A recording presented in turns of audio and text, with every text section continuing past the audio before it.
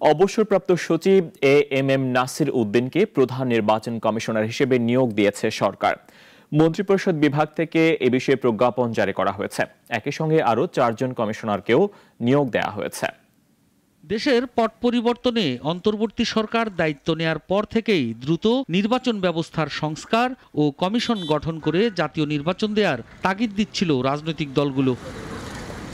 এরই প্রেক্ষিতে নতুন নির্বাচন কমিশন গঠনের উদ্যোগ নেয় সরকার। এই পদে যোগ্য ব্যক্তির নাম খুঁজতে সার্চ কমিটি গঠন করা হয়।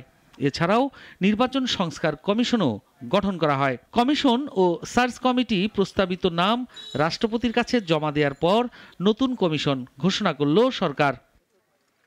অবসরপ্রাপ্ত সচিব এএমএম নাসির উদ্দিনকে প্রধান নির্বাচন কমিশনার হিসেবে নিয়োগ দেওয়া হয়েছে। সেই সাথে অবসরপ্রাপ্ত অতিরিক্ত সচিব আনোয়ারুল ইসলাম সরকার, অবসরপ্রাপ্ত জেলা ও দায়রা জজ আব্দুর রহমানেল মাসুদ, অবসরপ্রাপ্ত যুগ্ম সচিব বেগম তাহমিদা আহমেদ ও ব্রিগেডিয়ার জেনারেল অবসরপ্রাপ্ত আবুল ফজল মোহাম্মদ সানাউল্লাহকে কমিশনার হিসেবে নিয়োগ দিয়েছে সরকার। সিইসি হিসেবে বিএনপি যে দুজনের নাম প্রস্তাব করেছিল তার মধ্যে এএমএম নাসির উদ্দিনের নাম ছিল।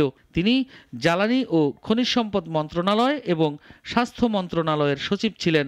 নবগঠিত নির্বাচন কমিশনের প্রধান নির্বাচন কমিশনারের দায়িত্ব পেয়ে অবাধ, সুষ্ঠু ও গ্রহণযোগ্য নির্বাচনে নিজের অঙ্গীকার ব্যক্ত করেছেন এএমএম নাসির উদ্দিন। সাইফুল শাহিন, নাগরিক, Dhaka. Double million offer Walton fridge কিনে পেতে পারেন 20 লক্ষ টাকা, রয়েছে কোটি কোটি টাকার নিশ্চিত উপহার।